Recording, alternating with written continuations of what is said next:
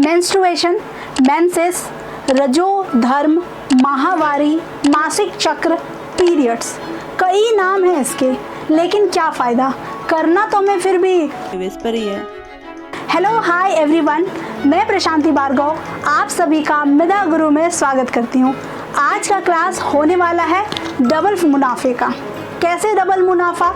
तो एक तो आपको अवेयरनेस मिलेगा, खूब सारा नॉलेज मिलेगा, साथ ही साथ शॉर्ट मार्क्स भी मिलेंगे।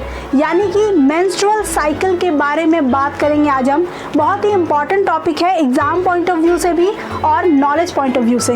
एक ऐसा नेचुरल प्रोसेस जिसके बारे में बात करने में लोगों को शर्म आती है और इस शर्म की वजह से कई लड़कियां आज भी सफ़र कर रही हैं और कईयों की तो जाने भी चली गई। तो आज हम बात करेंगे इसी मेंस्ट्रुअल प्रोसेस का कि ये होता कैसे है, हर मंथ क्यों होता है, क्यों इम्पॉर्टेंट है ये प्रोसेस, और देखेंगे कि क्या क्या इसमें हाइजीन मेंटेन किया जा सकता है जिससे कि रिप्रोडक्टिव हेल्थ को स्ट्रॉन्ग बनाया जा सके।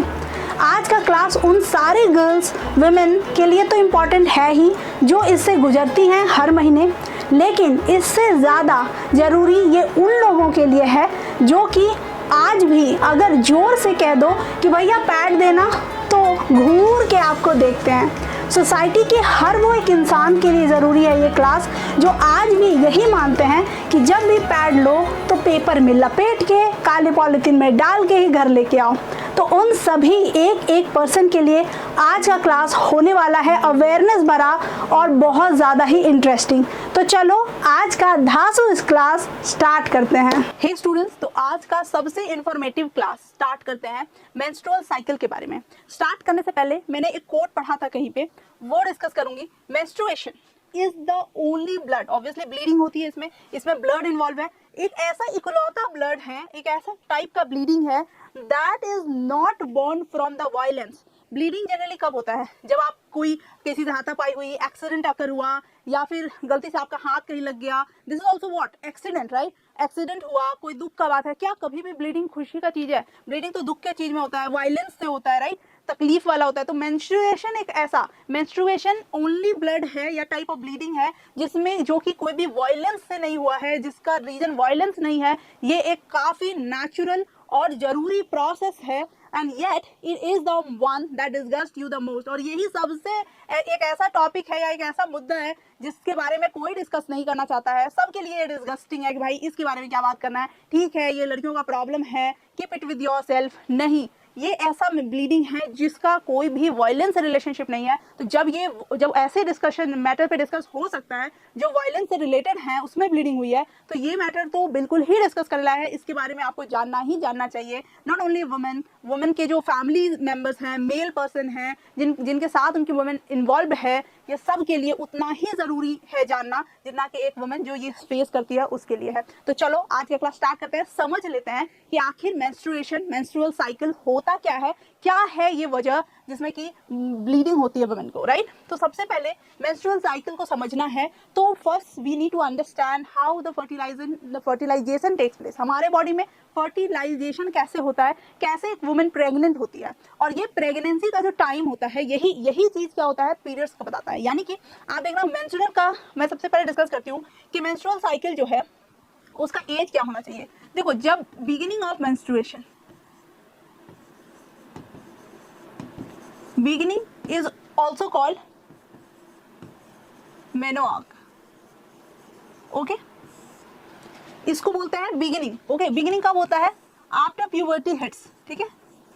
प्यूबर्टी यानी कि एज की अगर बात की जाए तो 12 to 16 ईयर्स।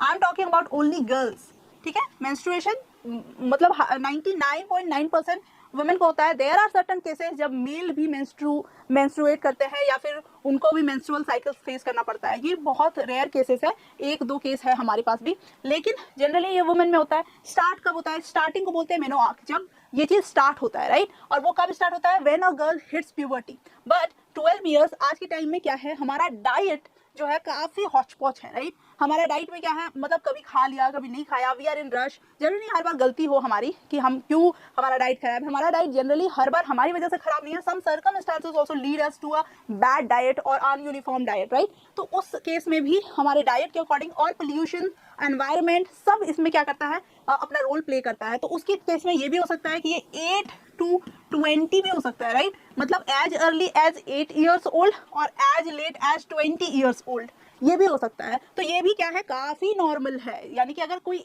8 साल की लड़की है और वो मेंस्ट्रुअल साइकिल फेस कर रही है तो it's nothing to be worry about, है ना। ये बिल्कुल सही है, ओके है, फाइन है, एब्सोल्युटली क्लीन है। उसके बाद 20 ईयर्स के एज तक भी एक इंसान अगर हो रहा है मेंस्ट्रुअल तो okay, obviously it is a very late process, very late. 20 को वेरी लेट मान सकते हैं हम लोग, 16 इज ओके टाइप ऑफ, लेकिन 20 इज वेरी लेट। फिर भी समटाइम्स ये 14 होगा, ओके। ये हो गया हमारा प्यूबर्टी हिट करने के बाद। मतलब जनरली व्हेन अ गर्ल्स का जो ब्रेस्ट डेवलप होता है, प्यूबिक हेयर्स आने लगते हैं, इसके कुछ दिनों के बाद में they are like ready to be menstruate, ठीक है। मेंस्ट्रुएशन का स्टार्ट हो जाता है तब तक, ओके। तो प्यूबर्टी हिट होने के बाद ये इसका क्या है, ड्यूरेशन। अच्छा, ड्यूरेशन क्या होता है, ड्यूरेशन कितना होगा कि कितने दिन तक ये पीरियड चलेगा, तो ये चलता है 3 to 7 डेज का। 3 to 7 days is the period time, okay. तो 3 to 7 डेज हो गया। तो ये हो गया। समटाइम्स लेट अस सपोज कि अगर ऐसा होता है, कभी कभी क्या होता है कि ये ज्यादा भी हो सकता है, तो मोस्टली आप ये लेके चलो हेवी फ्लो, लेट फ्लो, ये सारा एज पे डिपेंड करता है। When girl is of teenage, अपने टीनेज में है वो, तो maybe her flow can be little more higher, और 5 दिन चल गया, 7 दिन चल गया। लेकिन अगर कोई इंसान 20 to 30 के बीच में है या उससे ज्यादा है, तो वो क्या हो जाता है, ये होता है। और इसका क्या होता है, ये साइकिल जो होता है, इस साइकिल के बारे में तो वैसे हम लोग डिटेल में पढ़ेंगे। मैं एक आपको ओवरव्यू दे रही हूँ कि साइकिल कितने दिन का होता है। तो ये साइकिल जो ऑन एवरेज बात करें तो 28 डेज का होता है। बट अगर बात कर ले कि मतलब ऑन एवरेज क्या होना चाहिए, मतलब एक अगर रेंज की बात करें तो रेंज कितना होगा, तो रेंज हो जाएगा आपका, मान लो कि 20 to 35 डेज, ठीक है, का भी साइकिल हो सकता है। यानी कि अगर आपका पीरियड, लेट सपोज आपका पीरियड 3 को आता है, 3rd को आता है, ठीक है, 3rd को आता है, तो नेक्स्ट मंथ भी हो सकता है कि वो 3rd का आए, या फिर हो सकता है वो थोड़ा लेट हो जाए या थोड़ी पहले आ जाए। यानी कि लेट सपोज कि 28 को आ गया, राइट, या फिर हो सकता है कि वो 5th को आया, ठीक है। This all is very very okay. हर बात पे डॉक्टर के पास जाना इज नॉट द सोल्यूशन, और घबराने की भी कोई बात नहीं है, ये एकदम ओके है। क्योंकि हमारा साइकिल कितने दिन का होता है, एवरेज 28 डेज, एकदम शरीर हेल्दी है, सब कुछ फाइन है, तो एवरेज कितना हो गया, 28 डेज का। लेकिन अगर थोड़ा बहुत इधर उधर है, लाइक अगर 28 डेज का ना हो के 30 डेज का हो गया, तो this is okay, this is absolutely fine, ठीक है। ये साइकिल हो गया। अब उसके बाद आता है व्हेन इट स्टॉप्स। स्टॉप कब स्टॉप होता है, ये इस स्टॉपिंग को बोलते हैं मेनोपॉज, ठीक है। मेनोपॉज, पॉज का मतलब तो आपको पता ही है, किसी चीज का रुक जाना, बंद होना। और ये होता है एवरेज एज क्या होगा, तो 51 52 years, okay. Sometimes late age 60 years. अब जैसे ये क्या होता है ना, एरिया पे डिपेंड करता है। जैसे वेस्ट एरिया है, थोड़ा ठंडा एरिया है, तो उस पर कैसा होगा, थोड़ा गर्म एरिया है, वहाँ के महिलाओं के साथ कैसा होगा, ये उस पर भी डिपेंड करता है। तो मोटा मोटी ये सारी चीज़ें आपको ध्यान रखना है। क्या क्या हो गया, बिगिनिंग को बोलते हैं मेनार्की, और स्टॉप होता है जब उसको बोलते हैं मेनोपॉज, ओके। उसके बाद आता है प्यूबर्टी हिट करने के बाद, ठीक। प्यूबर्टी का जो एज है उसी हिसाब से ड्यूरेशन जो होता है वो 3 to 7 डेज चलता है ये। और उसके बाद उसका साइकिल जो होता है वो 28 डेज का होता है ऑन एवरेज, ठीक है। स्टॉप होता है तो उसको बता ही दिया। और मेनोपॉज का जो ईयर होगा वो होगा 28 to 50। अब एक चीज और, when a girl is on it's teenage, ठीक है, टीनेजर्स के लिए, टीनेजर्स में can face lots of problems like heavy flow, ठीक है। उनका प्रॉब्लम क्या क्या हो सकता है, देखो, हेवी फ्लो, ठीक है। उसके बाद इरेगुलरिटी इन हर पीरियड, ठीक है। इरेगुलरिटी हो सकता है, क्रैम्प हो सकता है।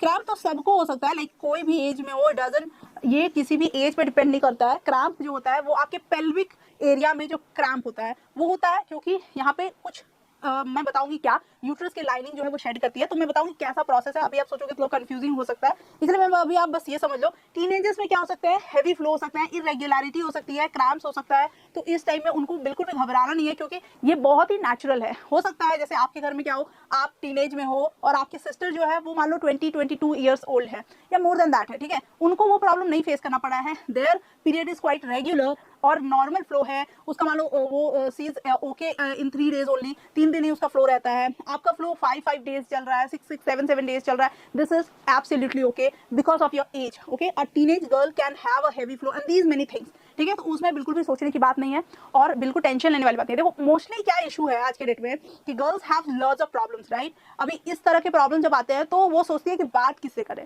There is no clue, there are no one to talk about, may be some areas. और मोस्टली मैं कहूँगी आज के डेट में क्या है कि moms are very active, very understanding, तो they are ready to understand and listen to their daughters, but many of the areas this is still a taboo thing और नहीं सुनना चाहते हैं कोई और नहीं जानना चाहते इस बारे में। तो गर्ल्स को क्या होता है, ये प्रॉब्लम होता है, then they start searching it to the other sites, जो कि क्या होते हैं कभी कभार बहुत ही गलत इन्फॉर्मेशन आपको दे देते हैं। हो सकता है कि दे कैन टेल यू कि इस ये हो रहा है, आपका 7 day फ्लो हो रहा है, that means you have a uterus cancer and you will be like oh my God, ठीक है। तो ये नहीं होना चाहिए, इसलिए मैं आज ये क्लास लेके आई हूँ कि आप देखो एटलीस्ट मेरे सारे स्टूडेंट्स को ये पता होना चाहिए कि you don't have to panic. क्या सिचुएशन है मैं ये भी बताऊंगी कि कौन सा ऐसा सिचुएशन आएगा when you need to consult your doctor, otherwise everything is absolutely fine.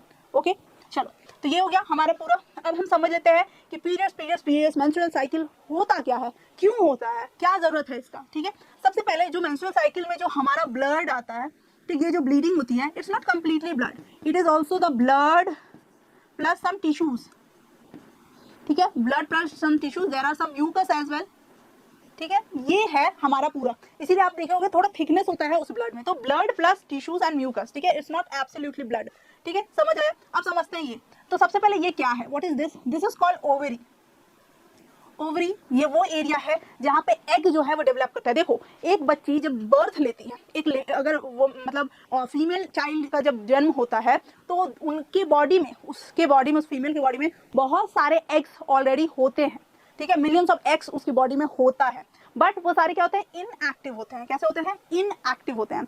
अब ये इनएक्टिव एग्स जो है आफ्टर प्यूबर्टी, जब वो प्यूबर्टी को हिट करती है तब जाके ये जो एग्स है ये क्या होते हैं, डेवलप होते हैं एक्सक्यूज मी। तो ये सारे एग्स जो होते हैं तब डेवलप होने लगते हैं, तब 1 by 1 क्या होता है, मंथ में एक बार ही एक एग जो होता है वो रेडी होता है for the rest of the process, ठीक है। तो यानी समझ लो कि एक फीमेल में क्या होता है, बहुत सारे एग्स ऑलरेडी होते हैं, वो जन्म ही लेती है बहुत सारे एग्स के साथ, राइट। और उसके बाद जब वो प्यूबर्टी हिट करती है तब जाके उसके एग्स जो होते हैं एक एक करके मैच्योर होना स्टार्ट होता है और वो क्या होता है यहाँ पे। तो ये जो पहला जगह है ये है ओवरी, ठीक है। अब ये ओवरी जो होता है यहाँ पे क्या होता है, एग फॉर्मेशन होता है, गॉट इट। यहाँ पे क्या होता है, एग फॉर्मेशन, ठीक है, एग फॉर्मेशन होता है। अब देखो ये पीरियड जो है एक्चुअली ये काम किसका है, मोस्टली इसमें इन्वॉल्वमेंट है बहुत सारे ग्लैंड्स का, ग्लैंड्स ऑब्वियसली रिप्रोडक्टिव ऑर्गन तो है ही, उसके बाद ग्लैंड्स हैं और इस ग्लैंड से क्या होता है, हार्मोन्स रिलीज होता है, ठीक है, हार्मोन्स रिलीज होता है और वो हमें करता है। अब हार्मोन्स में भी कौन सा hormone, let's understand, estrogen, progesterone और FSH यानी कि follicles stimulating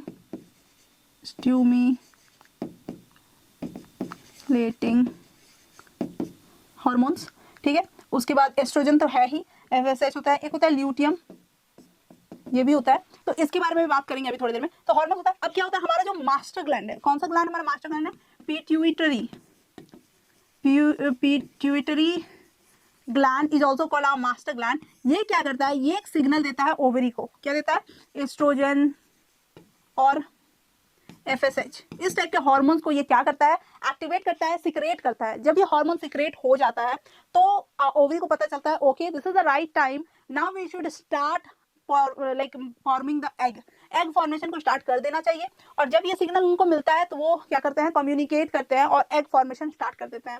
egg formation start करते हैं, यहाँ पे एग बन जाता है और एट ए टाइम यानी कि इन अ मंथ एक एग रिलीज होता है, ठीक है। एक वुमन जो होती है अपने लाइफ टाइम में ऑलमोस्ट 400 to 500 एग्स जो होती है वो प्रोड्यूस करती है, राइट। 400 to 500 एग्स वो अपने लाइफ टाइम में प्रोड्यूस करती है। नाउ दिस एग यहाँ पे क्या होता है, एक एग जो होता है वो बन जाता है। एग बनने के बाद वो एग क्या होता है, ऊपर जाता है यानी कि फैलोपियन ट्यूब में जाता है, राइट। अब एक एग जो है वो फैलोपियन ट्यूब में गया, ठीक है। जैसे ये फैलोपियन ट्यूब में जाके अपना ट्रैवलिंग स्टार्ट करता है तब तक में यहाँ से जो एक सिग्नल मिल जाता है किसको, इस यूट्रस की लाइनिंग को, आप देख रहे हैं यूट्रस की लाइनिंग, इसको क्या होता है, एक सिग्नल मिल जाता है। अब ये सिग्नल क्या है कि भाई इसको थिकन करो, क्यों? क्योंकि एक एग निकल चुका है, अगर कोई स्पर्म आता है और फर्टिलाइज्ड हो जाता है तब तो प्रेगनेंसी के लिए रेडी होना पड़ेगा, you have to be pregnant. अब ये प्रेगनेंसी के लिए इस एरिया को रेडी तो करना है ना, अब कोई भी जगह को रेडी करना है तो उसको थोड़ा मजबूत बनाना पड़ता है, तो ये एरिया को क्या होता है, मजबूत बनाता है। इसके लिए क्या होता है, यहाँ पे जो है ल्यूटियम, ये कॉर्पस ल्यूटियम बोलते हैं इसको, ये क्या करता है, प्रोजेस्ट्रॉन और थोड़ा सा एस्ट्रोजन, ठीक है, प्रोजेस्ट्रॉन और थोड़ा सा एस्ट्रोजन, इसको क्या करता है, रिलीज करता है।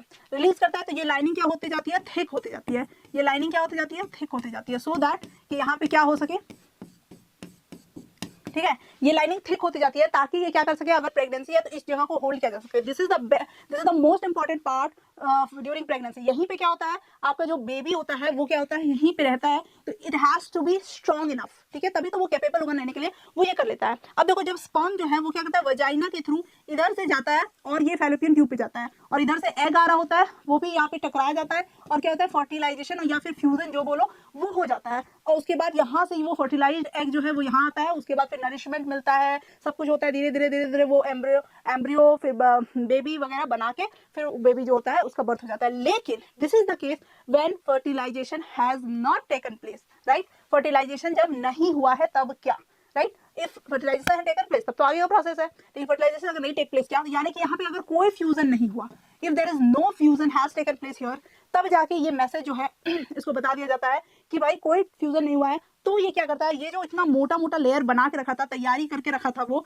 अब उस तैयारी में क्या होता है, पूरा पानी फिर जाता है। अब ये तैयारी जो उसने किया था ये तो अब किसी काम का रहा नहीं, अब ये किसी काम का नहीं है, तो ये क्या होगा, शेड होना स्टार्ट होगा, शेडिंग होना स्टार्ट हो जाएगा इस लेयर का, और यूटेराइन लाइन भी बोलते हैं इसको, तो इस लाइनिंग का क्या होगा, शेडिंग होगा, और ये शेडिंग जो होता है वही ब्लड और म्यूकस या फिर कह लो टिश्यूज के थ्रू सर्विक्स से वजाइना, ठीक है। देखो सबसे पहले ओवेरी क्या किया, एग रिलीज किया, और ये दिया किसको, फैलोपियन ट्यूब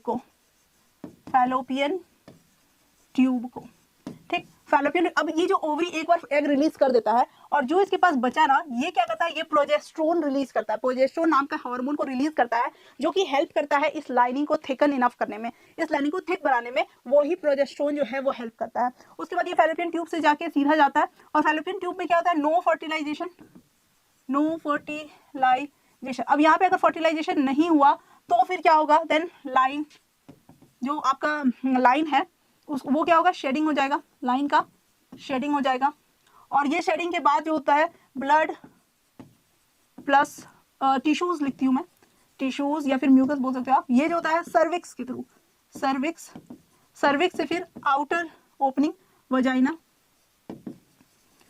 के थ्रू बाहर निकल जाता है, और इसी प्रोसेस को कहते हैं पीरियड, इसी प्रोसेस कहते हैं मेंस्ट्रुएशन, ठीक है। मेंस्ट्रुएशन मतलब यही, और वो जो ब्लीडिंग होती है, ये ब्लीडिंग किसकी वजह से होती है, ये ब्लीडिंग क्या है, वही लाइनिंग है, वो एरिया है, वो लाइनिंग है, ठीक है, इसी को बोलते हैं ये। और देखो अभी क्या होता है, ये एग फॉर्मेशन जो होता है, देखो 2 ओवरी है हमारे पास, कितनी ओवरी है, 2 ओवरी, एक इधर, दोनों में से एक ही में एग रिलीज होगा, राइट। और इनकेस अगर एग रिलीज होता भी है तो फिर अगर कोई स्पर्म टकराया नहीं तो वो तो ऐसे फ्यूज हो जाना है, लेकिन एग जो होता है एट अ टाइम एक ही रिलीज होता है, although we have lots of eggs, लेकिन ये जो प्रोसेसिंग होता है, जो हार्मोन जाता है और वो बोलता है कि भाई रेडी करो किसी एग को, तो वो एक ही रेडी करता है, ठीक है, एक एग को रेडी करके भेजता है। और देखो इस एग का रेडी करने का जो टाइमिंग्स है वो फिक्स है, ठीक। अब इसको फेज में डिवाइड किया गया है, ये मेंस्ट्रुअल कैसा होता है, इसका फेज है, तो let's understand that phase also. लेकिन बिफोर दैट आप ये अच्छे से समझ लेना कि ये पूरा क्या होता है। इसको तो फैलोपियन ट्यूब बोलते हैं, आप लोग सबको पता ही होगा, fallopian tube, this is called uterus, main part of human, ये आपका सर्विक्स है, सर्विक्स, और ये आपका वजाइना, ठीक है, इसी से आपका वो निकल जाता है पूरा ब्लड के साथ जो टिश्यूज है वो। यही हो गया आपका पीरियड। मतलब पीरियड क्या है कि अगर कोई इंसान प्रेग्नेंट नहीं हो रहा है, जैसे एक गर्ल है, अगर उसने कोई भी स्पर्म नहीं लिया है और उसका स्पर्म किसी एग से फर्टिलाइज नहीं हुआ है, फ्यूज नहीं हुआ है, कोई फ्यूजन नहीं हुआ है, तो जो आपका एग मतलब जो आपका रेडी हुआ है, शेड हुआ है, जो आपका वो लाइनिंग, वो क्या होगा, शेड हो जाएगा। वो लाइनिंग जब शेड होगा तो वही ब्लड के रूप में निकल जाएगा। इससे ये क्लियर होता है कि वो इंसान प्रेग्नेंट नहीं है। अगर ड्यूरिंग प्रेगनेंसी, ठीक है, अगर कोई गर्ल प्रेग्नेंट है तो she will not have periods, what it अगर कोई वुमेन प्रेग्नेंट है तो she will not have the periods because ये जो लाइनिंग है ये शेड होगा ही नहीं, ये गिरेगा ही नहीं, ये टूटेगा ही नहीं, ये लाइन टूटेगा नहीं, गिरेगा नहीं। क्यों? क्योंकि इसमें क्या करना है, बेबी को होल्ड करना है, नरिशमेंट देना है, ठीक है, तो इसको यहाँ पे स्ट्रॉन्ग होना जरूरी है। तो it will not gate shaded up, और शेडिंग डाउन जो होगा नहीं तो फिर क्या होगा, तो फिर प्रेग्नेंट मतलब मेंस्ट्रुएशन भी नहीं होगा, ठीक है। This is also one of the sign कि एक वुमेन प्रेग्नेंट है या नहीं है, इसका ये भी एक साइन है, ठीक है। प्रॉब्लम ये होता है कि sometimes this is very painful, cramp होता है।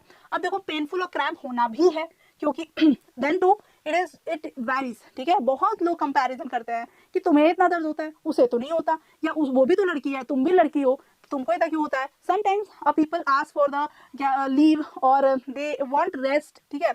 एक गर्ल को रेस्ट चाहिए अगर, और वो ये बोलती है कि उसको क्रैम्प हो रहा है, उसको तकलीफ हो रहा है और रेस्ट चाहिए, तो आप ये कंपैरिजन नहीं कर सकते हो कि फलाना को तो नहीं हो रहा है, उसको तो नहीं हो रहा है, उस वुमेन को तो नहीं हो रहा है, वो तो वर्क करिए, तो ये आप कंप्लेन नहीं कर सकते हो बिकॉज ये स्टैटिस्टिक्स जो है वो काफी डिफरेंट है सबके लिए, ठीक है। ये वैरी करता है, किसी किसी को वो पेन कम होता है, किसी को ज्यादा होता है। अब जैसे कि मैंने बताया ये लाइनिंग का थिक होना, ये किसी किसी में ज्यादा ही थिकन हो जाता है। जब ये ज्यादा थिक होता है तो टूटने में भी क्या होगा, ऑब्वियसली पेन होगा। और ये जो पेल्विक गिर्डल है, यहाँ पे हमारा पेल्विक गिर्डल, यहाँ पे पेन होता है मोस्टली, राइट। अब इसमें क्या क्या आपको झेलना पड़ सकता है, व्हाट आर द थिंग्स, ठीक है। एक होता है मूड स्विंग्स, ठीक है, मूड स्विंग्स। अब ये तो बहुत ज्यादा ही सबको अच्छे से पता है कि पीरियड्स में a woman faces mood swings, ठीक है। अब ये मूड स्विंग्स क्यों होता है, because of the hormonal imbalance. आप देख रहे हो, मैंने पहले ही बताया कि ये पूरा मेंस्ट्रुएशन जो है, इसमें अगर की रोल कोई प्ले करता है तो वो है पिट्यूटरी ग्लैंड, और उससे जो सीक्रेट हो रहा है हार्मोन, वो हार्मोन जो होता है यहाँ पे बहुत ज्यादा ही हैवी अमाउंट में, बहुत ये में काम करता है। इसीलिए मूड स्विंग्स जो होते हैं वो बिल्कुल कॉमन है, राइट। कभी आपको लगेगा कि बहुत अच्छा फील हो रहा है, कभी आपको रोना आ जाएगा, ठीक है, ये बहुत नेचुरल है, इट्स वेरी मतलब normal, okay, you can have this, ठीक है। क्रैम्प्स तो मैंने बताया, रीजन ये है कि आपका यूट्रस लाइनिंग जो है वो शेड हो रहा है, तो कहीं ना कहीं आपके टिश्यूज ब्रेक हो रहे हैं, राइट। अब टिश्यूज का ब्रेक होना ऑब्वियसली कैन बी पेनफुल, ठीक है, नॉट फॉर एवरीवन, मैं बार बार रिपीट कर दे रही हूँ, not for everyone but yes for some, ठीक है। तो क्रैम्प्स हो सकते हैं आपको, mood swing, acne generally teenagers में देखा गया है, when they start their period they gets acne का प्रॉब्लम भी काफी कॉमन है, ठीक है। देखो ये सारा कॉमन, अगर मैं प्रॉब्लम बताऊं और एक रीजन दूं उसका, सिर्फ एक रीजन सारे प्रॉब्लम्स का, तो वो है हार्मोनल इम्बैलेंस, सिंपल एक रीजन में, ठीक है। हर प्रॉब्लम का एक ही रीजन है, वो है हार्मोनल इम्बैलेंस। यहाँ पे जितना हार्मोनल इम्बैलेंस हो रहा है ना, उसकी वजह से ये सारे प्रॉब्लम्स आपको झेलने पड़ सकते हैं, ओके। ये मूड स्विंग्स हो सकता है, क्रैम्प्स हो सकता है, एक्ने हो सकता है, हेडेक हो सकता है, आप फैटिक फील कर सकते हो, राइट। ये सारे और भी बहुत सारे प्रॉब्लम्स हो सकते हैं। तो इस केस में क्या करना है, आपको फील नहीं करना है, ऐसा भी बहुत नहीं। हाँ, when you are not like able to bear your pains, इसमें से कोई भी एक दर्द आपको बर्दाश्त से बाहर है, then only you should consult the gyno और योर ओन डॉक्टर, तो जाके आपको क्लैरिटी आ जाएगी। एकदम से बर्दाश्त भी नहीं करना है, ये नहीं कि मैम ने कहा है कि ये ओके है तो ओके है। You also understand the level of it, कि कितना आपके लिए नॉर्मल होगा। मतलब मैं क्या बोलूँ कि नॉर्मल कितना होगा वो तो कहा नहीं जा सकता है, हो सकता है ये, लेकिन ये है कि ये नॉर्मल चीज है, ये दर्द देता ही है, सबको देता है, सबकी तकलीफ होती है, बट कितना हो सकता है, कितना पेन होता है, अगर आप बर्दाश्त कर पा रहे हो जितना दूर, वो ठीक है। अगर आप नहीं कर पा रहे हो, इट्स अनबेयरेबल, इरिटेबल, तो आप जाओ, ठीक है, डॉक्टर पास, राइट। अभी मैं ये भी थोड़ा क्लियर कर देती हूँ, when to consult a doctor, okay. Let's understand that, when to meet a doctor, okay. Major सवाल, क्योंकि मोस्टली गर्ल्स क्या करती है, जरा सा प्रॉब्लम है डॉक्टर पास, जरा सा कोमा टैबलेट खाने की बिल्कुल जरूरत नहीं है। When you need to go to a doctor, if you are not having period, if you are not getting your period, ठीक है, maybe 90 days, more than 90 days। अगर एक तो हो गया कि आपका एक सर्टन एज हो गया, यानी आप 20 से भी पार कर रहे हो और आपने पीरियड फील ही नहीं किया, मतलब आपका पीरियड टाइम आया ही नहीं, एक तो वो रीजन होगा। until unless you are not pregnant, until unless you are not like before puberty, obviously before puberty नहीं होगा। क्या रीजन होगा जब पीरियड्स नहीं होगा, प्यूबर्टी से पहले, राइट, प्रेगनेंसी के टाइम, आफ्टर मेनोपॉज, ये सारे रीजन है। लैक्टेशन, जब एक वुमन जो होती है वो ब्रेस्ट फीडिंग कर रही होती है बच्चे को, उस टाइम में भी पीरियड्स नहीं होते हैं, राइट। प्रेगनेंसी के टाइम में पीरियड्स नहीं होते, ये सारे क्या है रीजंस हैं जब जो वुमेन है वो प्रेग्नेंट नहीं हो सकता, मतलब सॉरी मेंस्ट्रुएशन नहीं होता। और उस टाइम में अगर आप हैं तो वो तो नेचुरल सा चीज है, लेकिन अगर उसके अलावा आपको पीरियड्स नहीं हो रहा है, आपको कितने दिन देखना है, 90 डेज, ठीक है। अगर उससे भी ज्यादा एक्सीड कर रहा है, 90 डेज से भी ज्यादा एक्सीड कर रहा है, then it's a problematic thing और आपको डॉक्टर से कंसल्ट कर लेना चाहिए, ठीक है। ये एक रीजन हो सकता है। उसके बाद अगर इफ योर क्रैम्प्स अनबेरेबल, एकदम अनबेरेबल पेन है, अनबेरेबल तकलीफ है, बिल्कुल डॉक्टर से मिलिए, क्योंकि हो सकता है कि there can be some like severe problems, और आप देख सकते हो, उसको टेस्ट कर सकते हो। यही एक दो केसेस है जिसमें कि आपका क्या है, हाँ, इरेगुलरिटी मोर ऑफन, ठीक है, मोर डॉक्टर के पास बार बार जाओगे ना तो डॉक्टर डांट के भगा भी देती है कि भाई हर बात पे डॉक्टर के पास क्या जाते हो। वो आपको ऐसे ही टाइम में जाना है जैसे इरेगुलरिटी है। आपने क्या किया, नेक्स्ट मंथ आपका इस डेट को हुआ, आप नेक्स्ट मंथ आपको उस डेट को ना हो कि किसी और डेट आप पहुंच गए डॉक्टर के पास ना, बिल्कुल जरूरत नहीं है। Irregularity is also okay, but अगर ये हर बार इरेगुलर हो रहा है, कभी इस डेट पे, कभी उस डेट पे, कभी उस डेट पे, कभी उस डेट पे, then only you should consult a doctor. Doctor को भी ज्यादा डिस्टर्ब नहीं करना है। अगर यहाँ पे ही आपका काम चल जा रहा है तो क्या जरूरत है डॉक्टर पास जाने का। अब ये सारा 3 चीज जो है मेजर मैंने लिख दिया है, इसी के केस में आपको डॉक्टर से मिलना है, अदरवाइज डॉक्टर से मिलने का कोई भी जरूरत नहीं है। आई होप आपको ये पूरा क्लियर हुआ, ठीक है। और आप इस डायग्राम को अच्छे से समझ लेना, आपको क्लियर हो जाएगा। ओवरी एग बनाता है, एग फैलोपियन ट्यूब को देता है, फैलोपियन ट्यूब को जैसे देता है इधर वो इसको सिग्नल दे देता है कि भाई अपना लाइनिंग तैयार करो, मैंने एग भेज दिया है, ठीक है। समझो कि एक घर है, एक घर में क्या है, सब रह रहे हैं और आपस में फोन पे बात करते हैं, ठीक। सबसे पहला है पिट्यूटरी ग्लैंड, ठीक है। ये पिट्यूटरी ग्लैंड जो है वो क्या करेगा, हार्मोन देगा और सिग्नल देता है। हार्मोन का मतलब क्या, समझो कॉल कर रहा है और बोल रहा है एग रेडी करो, अभी टाइम हो गया है, राइट। तो वो किसको दे रहा है, ओवरी को। ओवरी को उसने क्या किया, सिग्नल भेजा कि भाई एग रेडी करो। ओवरी बोला कि ठीक है, चालू कर दिया उसने अपना काम, उसका एग रेडी हो गया। जैसे वो एग रेडी हुआ, वो एग किसको दे दिया, वो फैलोपियन को, फैलोपियन ट्यूब को दे दिया। अब फैलोपियन ट्यूब जो है उसने एग लिया और ये ओवरी जो है ये क्या करेगा, यूट्रस को मैसेज करेगा, यूट्रस को मैसेज करेगा कि अपनी लाइनिंग स्ट्रॉन्ग कर लो, मैंने एग भेज दिया है, तो maybe they can be fertilized, okay, that can be fertilized. अब वो एग अगर फर्टिलाइज हो गया तो तभी तो तुम रेडी करना चालू नहीं करोगे ना, तो रेडी कर लो। तो यहाँ पे क्या होता है, साथ ही साथ ये सिग्नल जो भेज रहा है, ये signal is what, hormones. Signal किसके थ्रू, कम्युनिकेशन किसके थ्रू, ऑब्वियसली उनके पास फोन तो है नहीं, तो they will be communicating through the hormones. Hormones को भी सिग्नल ही माना जाता है, राइट। तो ये उसके थ्रू सिग्नल भी और यूट्रस जो है वो रेडी हो गया। अब फैलोपियन ट्यूब जो है वो एक सिग्नल भेजेगा कि भाई कोई भी फर्टिलाइजेशन नहीं हुआ है। जैसे फर्टिलाइजेशन नहीं होने का खबर ये सुनेगा, ये क्या करेगा, जो लाइनिंग बनाया था वो शेड कर देगा, और लाइनिंग शेड करके फिर सर्विक्स से फिर वजाइना, और फिर ये रिलीज हो जाएगा। I hope it is very clear. Menstruation क्या होता है बिल्कुल क्लियर है, अब कोई भी कंफ्यूजन नहीं है, गलत साइड इधर उधर जाके सर्च नहीं करना है, यहाँ से पूरा क्लियर है। जो भी डाउट है you can ask the doubt in the comment section any time, ठीक है, कोई दिक्कत नहीं है, दिक्कत वाली बात नहीं है। चलिए नेक्स्ट हम लोग देख लेते हैं कि फेजेस क्या होते हैं मेंस्ट्रुएशन के। इससे हम लोग को पता चलता है कि किस टाइम में प्रेग्नेंट होने का जो एक्सपेक्टेशन है वो सबसे ज्यादा होता है, जो चांसेस ऑफ प्रेगनेंसी है, व्हेन इज इट हायर, ठीक है, इसी से पता चलता है। देखो 4 फेज होते हैं, मेनली 4 फेज होता है। पहला फेज हो गया आपका मेंस्ट्रुएशन, ठीक, पहला फेज हो गया आपका मेंस्ट्रुएशन। अब देखो ये पहला फेज जो होता है वो कब चलता है, 1 से 5 दिन जनरली, ठीक है, I am talking about on average, ठीक है। सबसे पहला फेज है मेंस्ट्रुएशन का।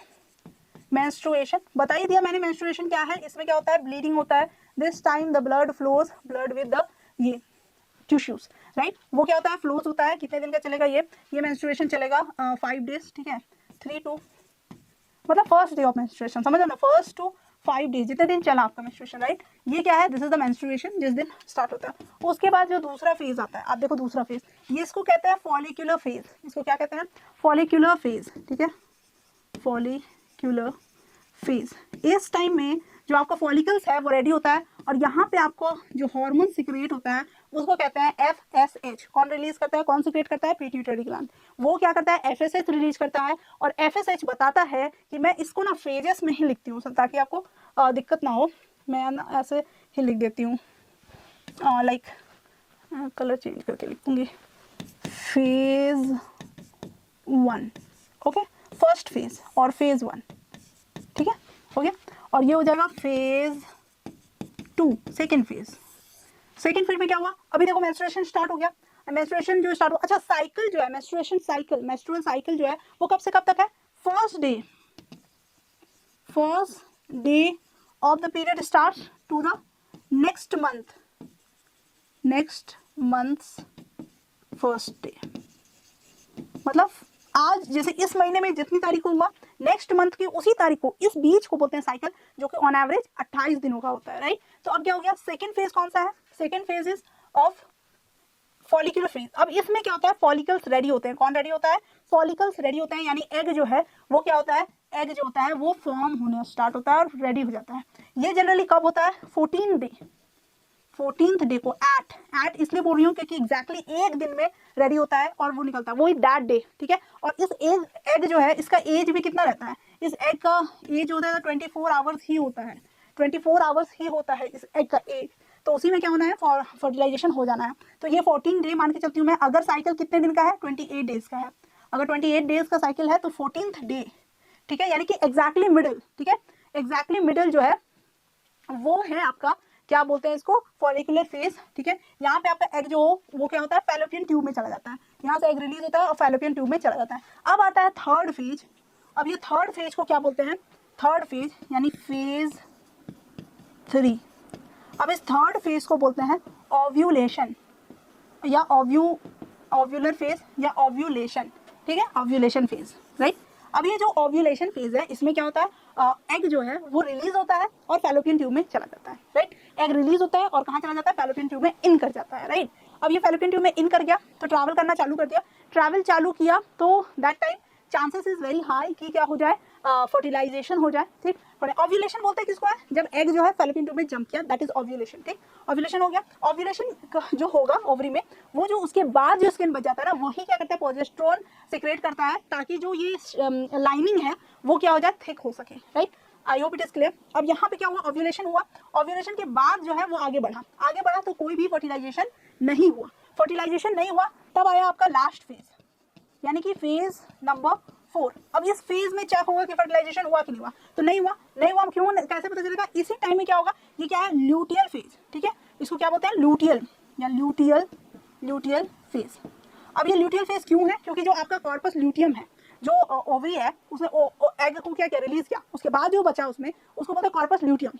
वो प्रोजेस्टेरोन और थोड़ा बहुत ईस्ट्रोजन ये क्या करता है, रिलीज करता है, सीक्रेट करता है, ताकि लाइनिंग क्या हो, स्ट्रांग हो जाए। तो उसके बाद ये जो लाइनिंग स्ट्रांग हो रही है उसको बोलते हैं ल्यूटियल फेज। तब जाके आपका क्या हुआ, एग जो है वो चला गया यूट्रस में। लाइनिंग काफी स्ट्रांग है, लेकिन आपका एग फर्टिलाइज नहीं हुआ, ठीक है, एग फर्टिलाइज नहीं हुआ, लाइनिंग स्ट्रांग है। अब मैसेज जा रहा है, अब क्या होगा, तब जाके वो जो ल्यूटियस जो प्रोजेस्टेरोन रिलीज कर रहा था, धीरे धीरे वो ड्रॉप करने लगेगा।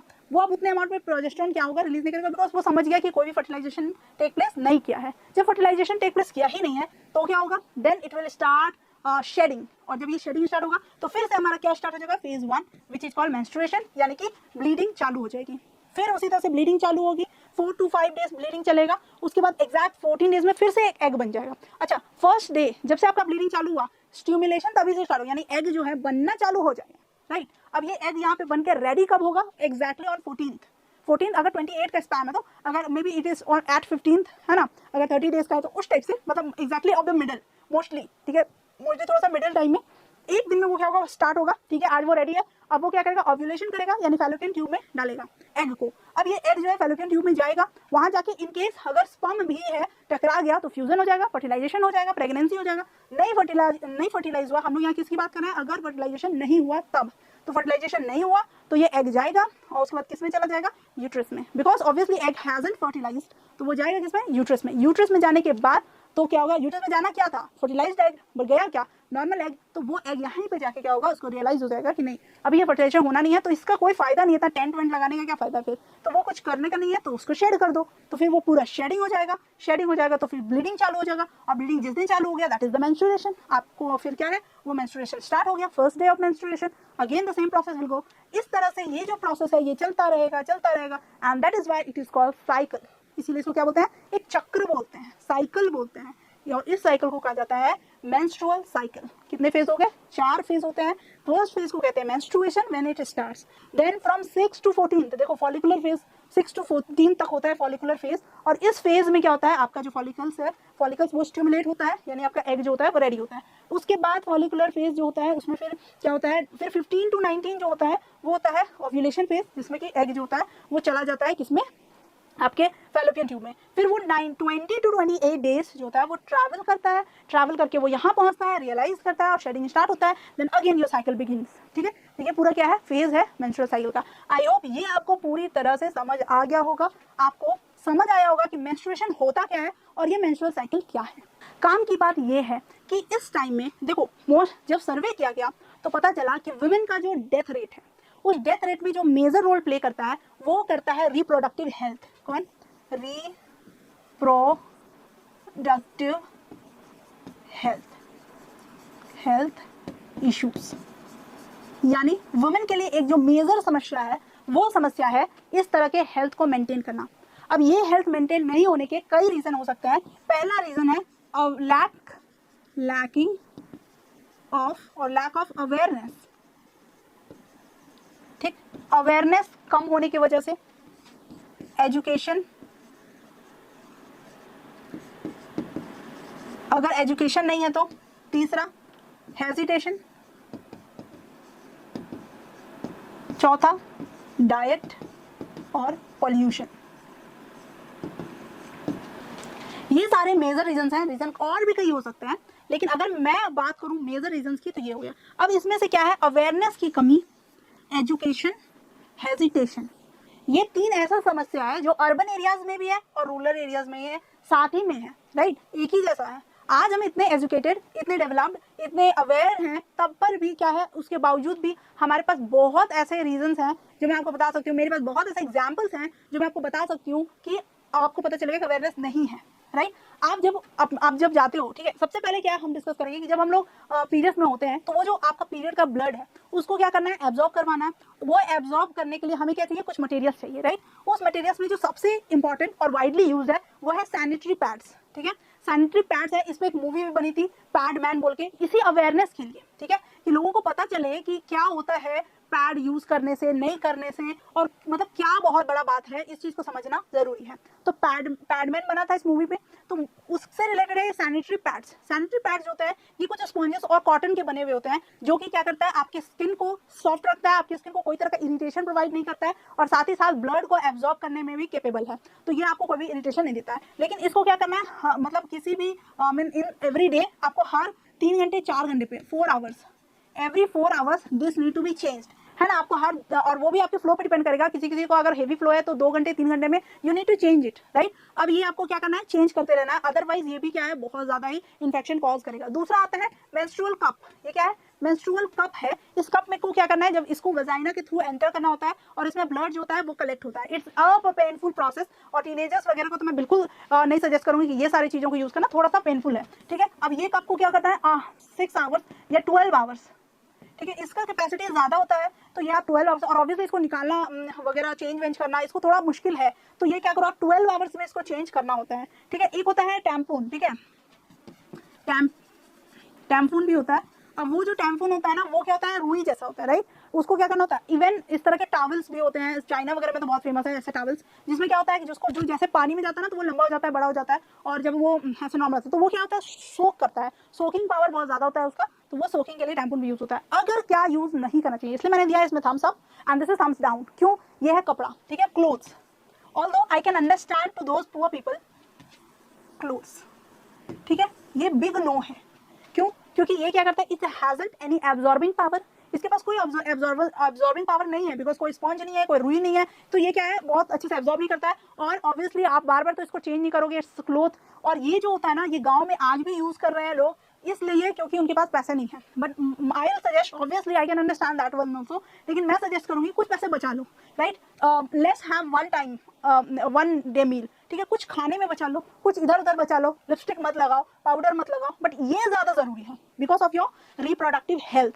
And most of the people don't understand this. उनके लिए, उनको ऐसा लगता है कि क्या हो गया, कपड़ा ले लिया, ठीक है, ये नहीं यूज करेंगे, पर नहीं, ये सबसे ज्यादा जरूरी है, सबसे ज्यादा। दूसरा चीज, क्लीनलीनेस का बहुत ज्यादा ध्यान देना है during that time, specially cleanliness बहुत इंपॉर्टेंट है। If you are not like maintaining the hygiene, बहुत दिक्कत है, वो एक बहुत बड़ा समस्या है, right. Next and third thing is about like leaving your hesitation. इस हेजिटेशन को मैं बताती हूँ, इस हेजिटेशन में जो सबसे बड़ा रोल प्ले करता है वो करता है हमारा खुद का सोसाइटी। हमारी सोसाइटी हमें हेजिटेट करती है।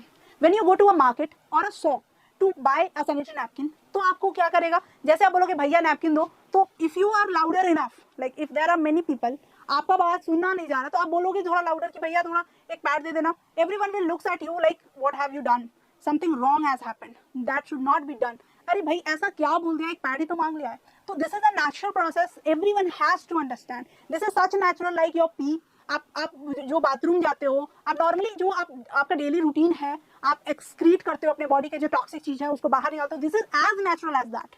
उसी तरह से ये नेचुरल है। When you don't hesitate to buy a hand wash because you need to clean your hand, why are you getting hesitated, or why should we get hesitated to ask for a pad, right? So this is something to be stopped immediately. Otherwise our next generation or teenagers are suffering a lot. हम लोग को तो awareness आ चुका है, we are aware enough, but those teenagers जो कि उतना नहीं hesitation है उनमें, और especially those rural area people, तो उनको तो बहुत दिक्कत है भाई। दूसरा कि जब नाम ही कुछ ऐसा हो, आपने पैड का नाम सुना है, नाम है विस्पर। अरे क्यों विस्पर, वाई टू विस्पर, ऐसा क्या गलत बोल दिया जो कि विस्पर, क्या यही नाम है, पैड का नाम ही है विस्पर। तो these are the things need to be stopped. अब ये नहीं चलेगा, बिकॉज अगर मैं विस्पर करूंगी तो फिर हमारा क्या होगा, फिर समझेगा कैसे लोग। आज मैं ये क्लास नहीं लेती तो फिर बच्चे समझेंगे कैसे, बच्चे जानेंगे कैसे। Someone has to be louder enough, someone has to be vocal, not everyone can whisper. So we have to be aware about it. समझ लो चीजों को, हाइजीन मेंटेन करो, and the most important last but not the least is about your diet. Please maintain your diet, ठीक है, अपने diet पे पूरा ध्यान देना है, वाटर बहुत रेगुलरिटी पीना है। अच्छा एक चीज मैंने बताना ही भूल गई कि अगर आपको हेवी फ्लो का प्रॉब्लम हो रहा है, right, when I have written when to meet a doctor, right. अब ये डॉक्टर मीटिंग के टाइम में heavy flow I haven't mentioned but is very important actually, ठीक है। अभी मैं इसको यहाँ पे लिख देती हूँ। ओहो, when to meet your doctor या फिर your doc, ठीक है, कब मिलना है। तो one thing very important is heavy flow, during heavy flow, as I told कि teenager के लिए heavy flow is very natural but not heaviest flow। अब ऐसे नहीं कि इतना heavy flow हो रहा है, because it can lead to anemia। Anaemia क्या है, अनेमिया सबको पता होना चाहिए, सबको पता होगा, it is the lacking of blood, खून की कमी, ठीक है, खून की कमी को बोलते हैं anaemia. So we need to understand कि ये भी क्या है, एक मेजर प्रॉब्लम है, we need to meet a doctor. अगर ऐसा कुछ है तो हेवी प्रॉब्लम में you need to meet a doctor, otherwise आपका ब्लड ही, बॉडी का ब्लड ही सारा निकल जाएगा। इसीलिए मैं बता रही थी कि पानी काफी जरूरी है, drink enough, plenty of water, उसमें बिल्कुल सोचना नहीं है। डाइट अच्छा रखो, फ्रूट्स खाओ, वेजिटेबल्स खाओ, हेल्दी खाओ, अनहेल्दी भी खाओ, बट बैलेंस में, right. So this is what about today's class. I hope everything was clear to you. Now, this class, I am saying just in open that this class was not designed only for those students of like Meda Guru.